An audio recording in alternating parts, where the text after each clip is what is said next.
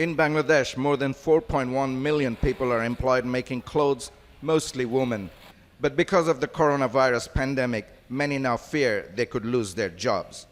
Fatima Khatun is a divorcee with 2 family members who depends on her income, and she's worried. If the factory closes, it'll be very hard for me to manage things. I take care of the rent, my son's education, and mother's treatment. Our appeal to the government is that they should come up with some sort of solution for us in such a situation. The finance minister says Bangladesh could lose 1.1% of its GDP during the outbreak. In the industrial area of Dhaka, you can sense anxiety and alarm. The streets are empty and many of the factories have closed their doors, uncertain as to what is to come next. Industry leaders say the situation could worsen.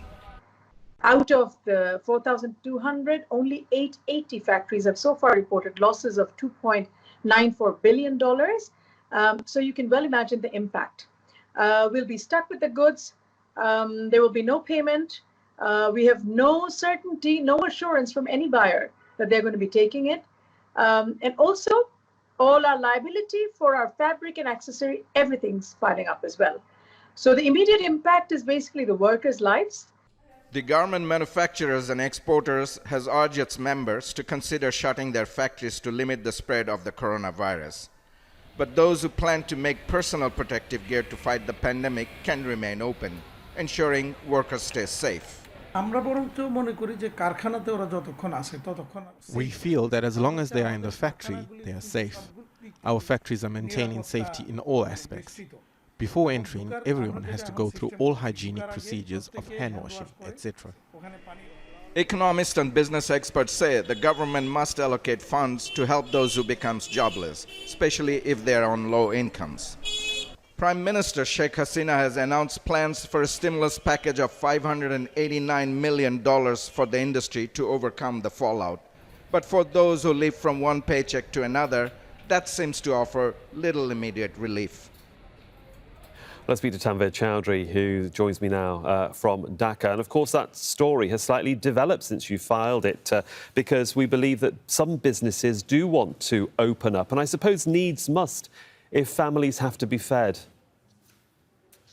Indeed, but unfortunately, now the industry leaders are saying that the actual hit could be as high as $6 billion if this continues. Now, the country has been blocked down since about a week now, and it's been extended till April 9th.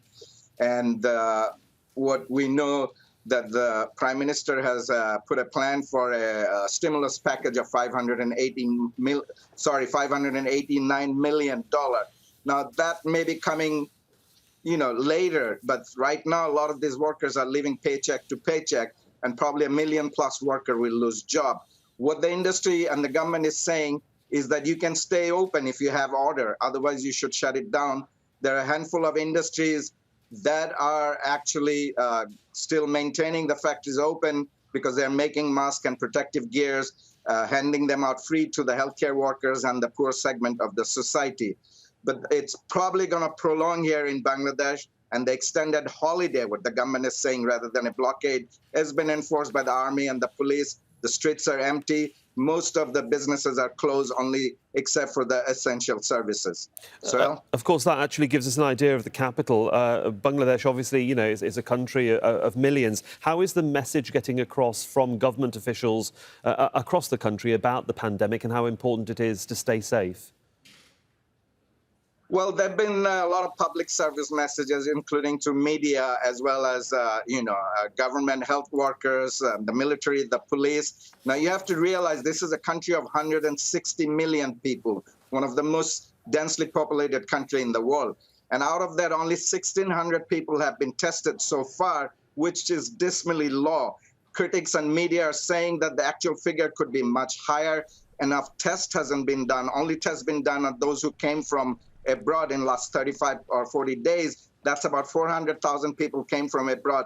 10 million Bangladeshis live abroad, 4 million in the slums, and now you have the largest refugee camp in the world. Rohingyas are living in a very congested, densely place in Cox's Bazar. Those are ticking time bombs. And if the media's report is correct that at least 40 plus people died within 9 days with all the asymptomatic symptoms of coronavirus, and the respiratory illness went up 14%, which is quite high compared to last year.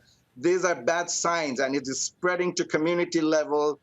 Despite all the awareness for people living in the congested slums and poorer areas don't have the luxury of social distancing. I mean, the hygienics are not the best. I mean, they use public toilet, very few running water facilities. So it's overall a ticking time bomb, and the government needs to face the reality and start doing more testing. There used to be one centralized testing place. Now there is at least 10 of them. Just within the last few days, the government allocated 10 more testing facilities.